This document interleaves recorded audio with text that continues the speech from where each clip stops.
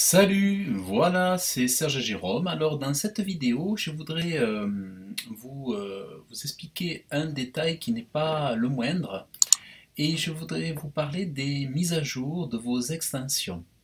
Alors là, je suis sur un de mes sites internet et ce que je vous conseille, c'est de ne pas faire l'erreur de mettre à jour toutes les extensions à la fois.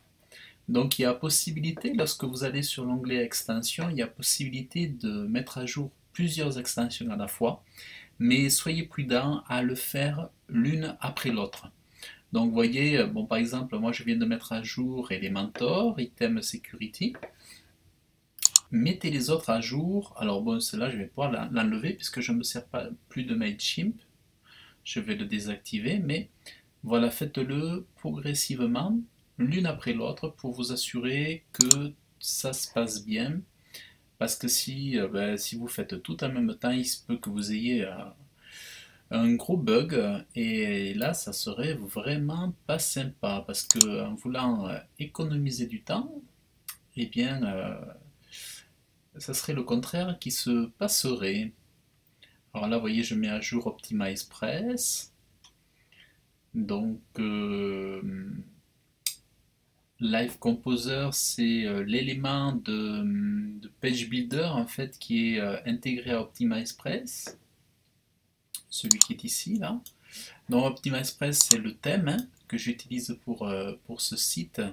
Alors sur ce site-là, j'ai utilisé donc le thème GeneratePress et un thème de web marketing OptimizePress. Donc ils sont en fait j'ai cumulé le GeneratePress et avec OptimizePress, mais là c'est OptimizePress en version plugin. Parce que sinon, si j'avais installé OptimizePress, il m'aurait défait tout ce que j'avais fait avec GeneratePress et ça aurait été vraiment trop de travail à refaire. Donc vous voyez là, ici mis à jour. Voilà, les mises à jour se passent convenablement. Donc quand les extensions sont mises à jour, c'est bon signe. Ça veut dire que vous avez des extensions qui sont renouvelées. Alors, bon, celui-là, je vais le mettre à jour. PayPal. Pretty ça c'est pour les redirections, mais pour les redirections, j'ai utilisé celui-là qui je crois que c'est meilleur. Pretty il est recommandé aussi, Pretty. Mais redirection, c'est pour faire les redirections 301, tout ça. Il est vraiment super. Donc là, Security, alors celui-là, en fait, je vais le supprimer, même moi je ne m'en sers pas de celui-là. Parce qu'en plus, je crois il est payant. Ça, Sumo, Sumo, je vais le désactiver parce qu'en fait, je m'en suis servi la version gratuite, mais j'ai eu aucun retour de Sumo. J'ai pas eu d'inscription. C'est pas optimisé quoi en fait. Les, les, les versions, la version de Sumo n'est pas optimisée. Donc là, je vais faire une mise à jour bon, de WooCommerce, même si ça n'a pas beaucoup de succès pour l'instant sur mon site internet. J'ai pas eu de commande pour l'instant. Donc voilà.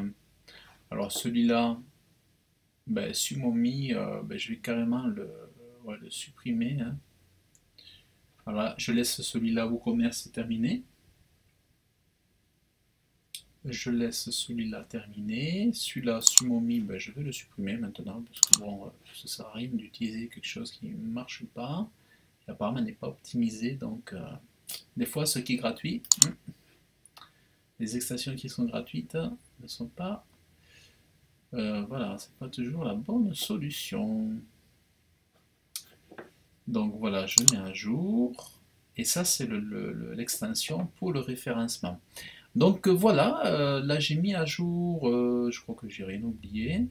Donc ça fait partie de la maintenance du site internet, c'est le travail du webmaster. Si vous gérez le site internet, vous assurez la maintenance du site internet de vos clients. Voilà, c'est important de connaître cela et de ne pas se précipiter, de ne pas vouloir faire tout à la va-vite, parce que sinon ça va cafouiller, ça va bugger. Donc voilà pour cette vidéo, et puis je vous dis à bientôt pour la suite. Salut!